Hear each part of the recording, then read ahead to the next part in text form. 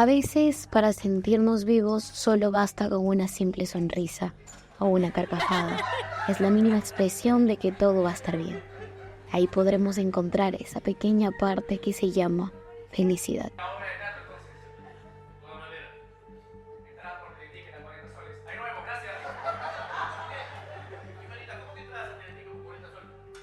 A veces nuestros propios problemas nos hacen olvidar tener un buen humor.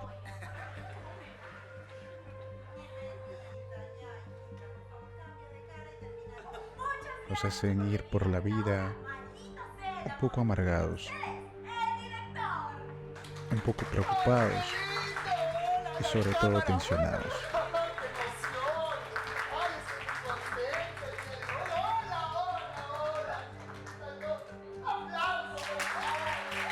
$33 millones de personas que viven el día a día buscando de alguna forma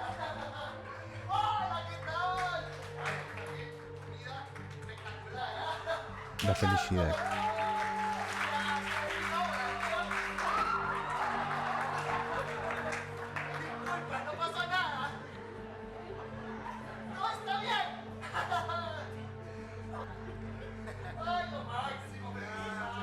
Pero hoy día la pregunta es, ¿cómo se ríe el Perú?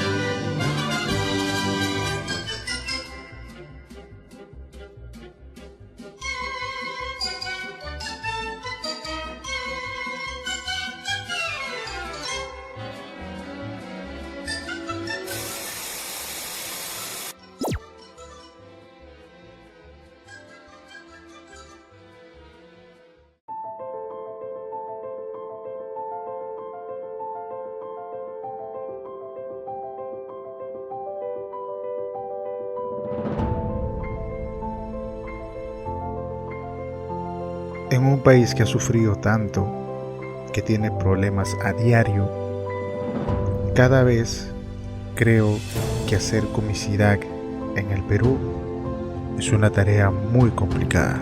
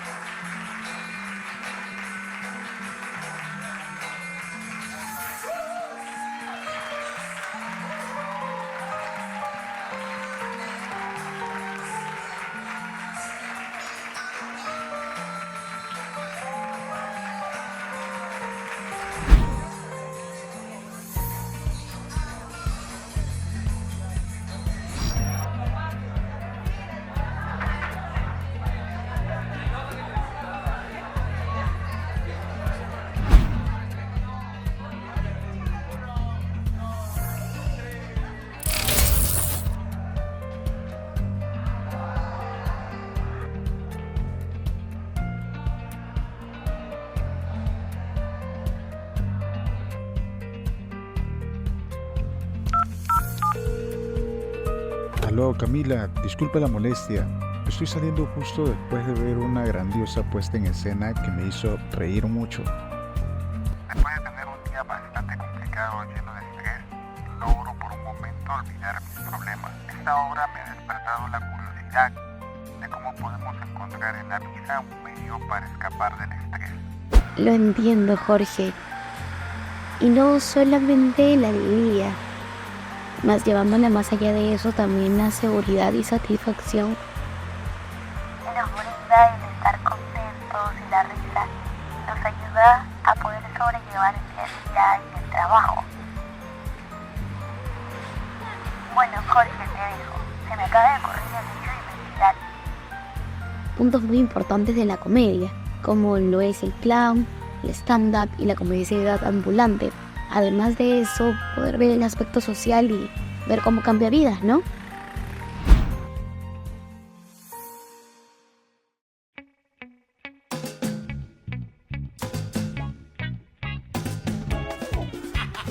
Pero para empezar a conocer un poco más de la comedia, tenemos que partir desde la raíz. Tenemos que partir desde un enfoque más humano. ¿Qué es la risa? ¿Qué es reír? ¿Qué es la felicidad? Y sobre todo, ¿cómo podemos investigarla?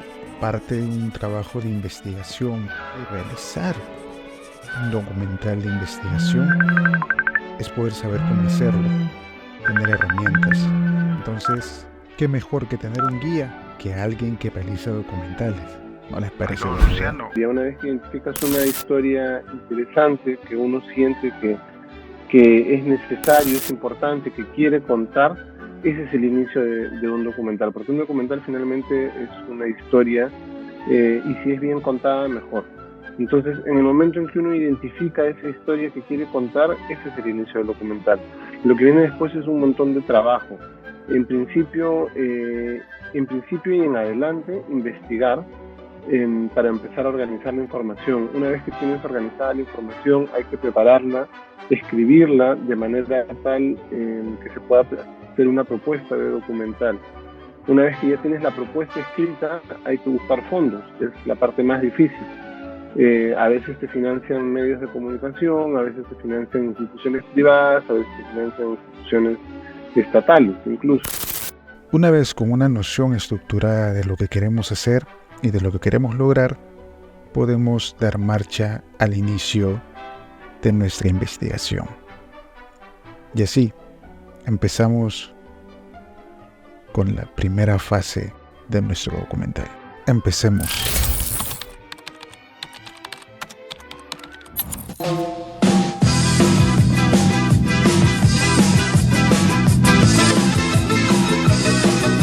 Una vez establecidas las herramientas, tenemos que explicar por lo más básico. Explicar qué es el humor, qué es la comicidad y por qué es tan importante en nuestras vidas. Porque a veces reír un poco nos ayuda a desestresarnos, a liberarnos, olvidar penas que tenemos, hasta incluso tensiones. Pero para empezar, como toda buena historia, tenemos que saber desde sus orígenes. Y sobre todo, ¿qué es el humor? El sentido del humor se introdujo en Francia en el siglo XVIII. Con el romanticismo y el siglo XIX, el humor se utiliza como medio que adjetiva la propia personalidad y comienza a significar el malestar del yo frente al universo. Una de sus primeras representaciones fue el humor gráfico. La forma más frecuente de humor gráfico es el chiste gráfico, aunque también puede expresarse por medio del cómic o historieta ilustrada, o por la caricatura, por lo que estas formas gráficas se entrecruzan. Su auténtico despegue estuvo determinado a partir del siglo XIX por la difusión de la litografía y el auge de las publicaciones satíricas.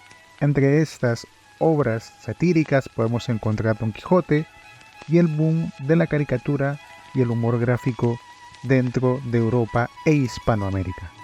Según Robinson, en el año de 1997, definió el humor como un tipo de comunicación, en la cual el receptor del chiste o comentario con tono burlesco reconoce como gracioso, lo que lo lleva a reírse. Bueno, el humor nos mantiene vivos, ¿no? Un poquito en la vida con color. Cuando hablan de Dante Alighieri y los círculos, ¿no? ¿Ok? El humor también tiene esos círculos y tiene unas bases. Y dentro del humor está el humor negro, el sarcasmo, pero hasta cierta limitación.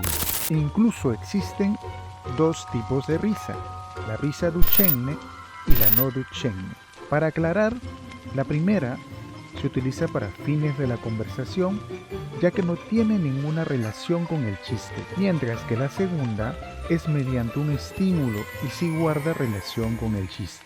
Sí, es difícil, es muy difícil, pero uno tiene que aprender a reírse de uno mismo. Yo tengo más de 35 años de payaso y siempre quedó en mí una frase que dice: un día que no se ríe es un día perdido. Frase del genial Charles Chaplin. Y siempre hay que reírnos de todo. Si algo te sale mal, en ese momento pues quizás llorarás, te frustrarás, pero después quizás va a quedar como una anécdota, ¿no? Entonces ríete de tus problemas, obviamente los vas a solucionar, ¿no? Pero ríete, y mi consejo es ríete y ríete mucho, porque quizás mañana te falta un diente y no te podrán reír.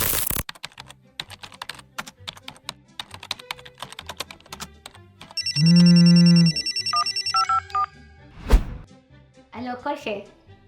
Sí, la documental. He estado pensando, ¿y sabes qué? Yo me lo imagino así. Existen diferentes tipos de teorías para la definición del humor. Vamos a explicar a continuación las más aptas para el objetivo de este documental. La teoría de la superioridad. Según esta teoría, es frecuente que la risa surja cuando las personas sufren algún tipo de accidente, defecto, situación de desventaja o error gramatical. La teoría de la incoherencia. Esta teoría plantea que la risa proviene de la incoherencia al confundir a niveles lógicos o al darse una experiencia frustrada. Teoría correctiva del humor. Bajo esta teoría se explica que cuando nos reímos de algo o alguien, mantenemos a este ser dentro de lo socialmente esperado, como un regulador social. Teoría de la creatividad y expresión del ingenio. Algunos autores perciben el humor como una manifestación de inteligencia e ingenio. Teoría de la ambivalencia. Se plantea que en el humor existen a veces sentimientos incompatibles o situaciones ambivalentes que luchan entre sí por prevalecer. Y por último, la teoría de la liberación. Esta teoría es justo la que planteamos dentro del documental, la cual señala que el humor permite a las personas liberarse obteniendo un momento de lucidez y claridad. La felicidad no es sonreír. Sonreír está muy bien, pero no paga las facturas, ¿de acuerdo? Ahora, cierto es que la risa, de alguna manera, genera emociones positivas, te genera dopamina, te hace ver la vida de una manera mucho más, si quieres, relativa, ¿no? Es decir, la risa lo que hace es relativizar las cosas. Como te digo, no va a solucionar ningún problema, pero te hace que tu estado de ánimo mejore, que bajes un poquito la guardia, que estés un poquito más relajado, que disminuyas un poquito los niveles de estrés y que las cosas que te están pasando te las tomes de otra manera. Hacer reír es importante, ya que nos da una satisfacción diferente, así como la alegría que siento yo cada vez que veo a mi TikToker favorito en el trabajo. Te inyecta dopamina. La dopamina es una hormona que te da la felicidad y el sol te da dopamina y la risa también. Entonces, ¿qué sería el mundo sin risa, no? Un apagado, triste. Sería como el cielo de Lima, ¿no? Gris, aburrido. Hay mucha gente que le gusta el invierno, ¿no? Se entiende quizás, ¿no? Porque le gusta el frío, abrigarse, ¿no? Pero a mí me gusta el verano. El verano a mí me encanta. Y siento que la risa, pues, es lo máximo. Reírse es reírse de algo, ¿no? Con alguien, ¿no? Compartir ese humor, sea cual sea el humor, ¿no? Sea cual sea, familiar, blanco, negro. Eso no significa que no tengamos que tener sentido del humor. El sentido del humor siempre lo tenemos que ser. Creo que, en el fondo, si tuviera que darte una frase, te diría, hay que ser serio, pero no estar serio. Una sonrisa también creo que facilita que tengamos una conexión con otro ser humano que nos está mirando. Adicional a esto, también tenemos funciones. Función agresiva. Esta forma de humor permite sublimar la agresividad, haciéndola socialmente apropiada o aceptable. El stand-up es una disciplina humorística, un estilo de humor en el que un sujeto, el performer, presenta su punto de vista particular sobre el mundo en clave de humor. Trata de reírse de las cosas que le suceden, que le preocupan, que lo asustan de repente, y quiere buscar complicidad con el público para reírse en conjunto de todas estas cosas y de alguna forma bajarles el estatus de terribles, convertirlas en cosas cotidianas que suceden y que bueno, están ahí y que también es plausible utilizar como herramientas de diversión. Función social. Es un medio para mejorar la sociedad al compartir ideas y expresar el descontento de forma asertiva. El humor nos mantiene vivos, ¿no? Nos mantiene alertas, optimistas, no mirando el mundo como el caos que probablemente es y no lo es, ¿no? Porque es caótico, pero tiene sus cosas bonitas y sus cosas bellas, cosas buenas, ¿no? Entonces, sí, es muy importante reírnos, hay que aprender a reírnos, pero empezar a aprender a reírnos en principio de nosotros mismos. No creer que tenemos que ser perfectos. en el sentido de que tenemos que hacer todo bien. Función intelectual del humor. Se relaciona con posibilidad de escapar de ciertas dificultades, no enfrentar situaciones conflictivas y evitar mediante el humor la confrontación. Además, dentro de la psicoterapia ayuda a lograr más objetividad, permite nuevas alternativas, interrumpiendo pensamientos obsesivos, permite lograr tomas de conciencia y posibilita un mejor afrontamiento de situaciones difíciles. Y bueno, la parte de la investigación sobre las risas también es muy importante. Conocer el valor de los especialistas. Dentro de un aspecto social podría definirse más allá de una expresión meramente artística, como una herramienta para poder platicar, conversar y generar diálogos sobre temas sociales, como pueden ser la desigualdad, incluso para poder cuestionar las estructuras en las que vivimos y que para nosotros, nosotras es muy normalizado, ¿no? El ser humano es vulnerable. En ese sentido, creo que hay momentos para llorar y momentos para reír. Si te ha pasado un drama, te han despedido, tienes un divorcio o a tu hijo le ha pasado algo, yo no recomiendo ponerte a reír. O sea, eso es así. O sea, yo creo que nosotros tenemos que abrazar las emociones y ser conscientes de que no somos superhéroes.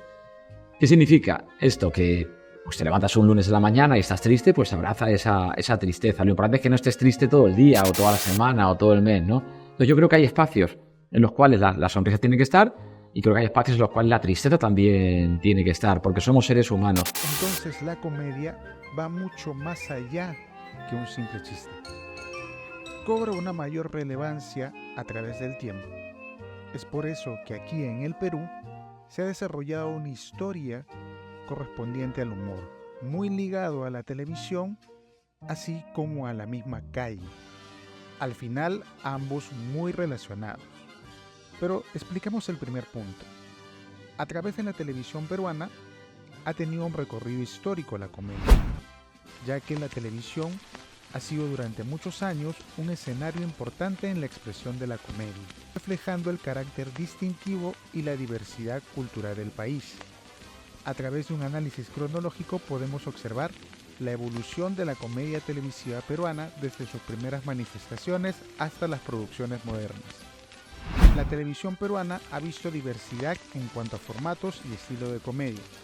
Programas como por ejemplo combinar el clown con la televisión, algo que ya era muy conocido. El clown es una herramienta que se forjó dentro de lo que tendría a ser el teatro, pero llegó a su clímax y a su auge en la televisión con el programa producido por Julie Natter y Aldo Salvini llamado Pataclown. En los 90 era niño y lo que yo recuerdo era llegar a la casa, o estar el domingo en la casa en la noche y ver Pataclown, ¿no? Y todos los niños de esa época empezamos a verlo por Monchi, ¿no? Porque Monchi aparecía en muchos programas de televisión, comerciales, etcétera, y todos queríamos verlo por Monchi. Y de ahí, cuando descubrimos otro universo que no era el universo exclusivamente de Monchi, nos empezó a llamar la atención. Entonces, ellos sí han marcado una escuela y un interés por aprender más del clown. Pero tenemos que verlos y tenemos que entenderlos como un programa de lo que ha sido, un programa de televisión que tenía su estructura, tenía su forma y que daba sus mensajes. Y que ahí, por cierto, vemos también una crítica fuerte a la sociedad peruana y limeña de esos años. Y muchas veces feroz, ¿no? Ellos han tocado diversos tipos de temas. E incluso a inicios de los años 2000 hubo la invasión de la calle a la televisión con los cómicos ambulantes. La presencia de este humor callejero, sin filtro, un humor de barrio que nació en las calles y en las plazuelas, pasó a ser parte también de la televisión peruana. Tras la llegada de las redes sociales y las plataformas de streaming, el panorama de la comedia televisiva en el Perú ha sufrido cambios importantes.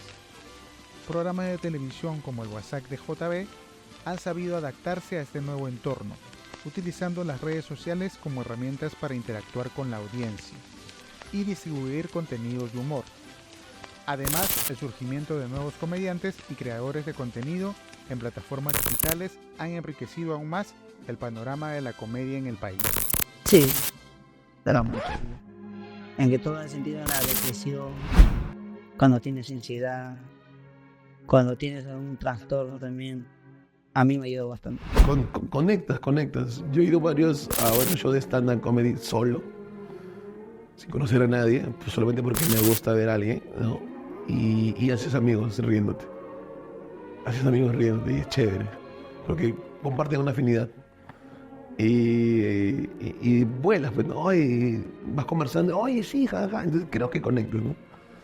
Claro, la risa es buena. Pues hay risoterapia, ¿no? Que hacen, porque es bueno, cura el alma, pues. Yo vi una película que se llama Parchadas, Narices Rojas. Y esa fue mi meta de ser doctor. Ya, esa fue mi meta. Una de mis metas fue ser doctor, pero no atenderlo como lo hacían los doctores, ¿no? Sino como parchadas.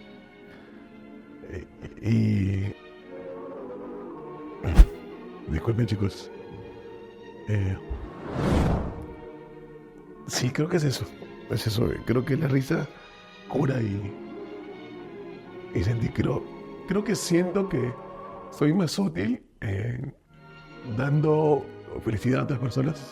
Es como que soy el doctor de las risas. De esta forma nos damos cuenta que la risa es muy importante dentro de nuestra sociedad. Nos ayuda a liberarnos de mucho estrés. Nos ayuda incluso a liberarnos de penas y de cosas que de repente nos estresan y nos acongojan. Este documental está hecho con un determinado fin, poder dar esa noción, ese otro lado, a pesar de que demande mucho tiempo y hasta incluso demande muchos gastos. Una perspectiva un poco más integradora. Desde un ámbito biológico podríamos hablar de la risa como la reacción fisiológica. Puede ser incluso estratégico reírnos. Como es que reírse nos puede permitir adaptarnos a ciertos espacios o cómo puede librarnos de alguna situación incómoda. Entonces yo diría que están presentes ambos componentes. Quizás lo que en este caso podríamos revisar con mayor detenimiento es el factor social, ¿no? ¿Por qué? Porque es lo que vemos todos los días. En conclusión, basándonos en la pregunta, ¿cómo se ríe el peruano? El Perú ríe de sí mismo y se burla de todo el mundo. El peruano es doble moral, pues en todo. Mientras que no te pase a ti, jajaja. Un ejemplo de ello podría ser cómo es que nos reímos de los problemas. Cómo en un primer momento son situaciones que nos aquejan, nos incomodan, y después de un tiempo empieza a resultar gracioso cuando lo comentas de modo anecdótico.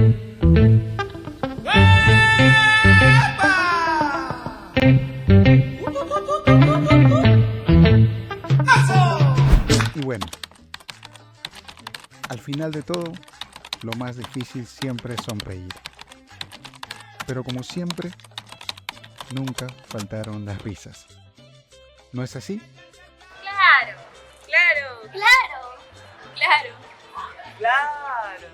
Claro.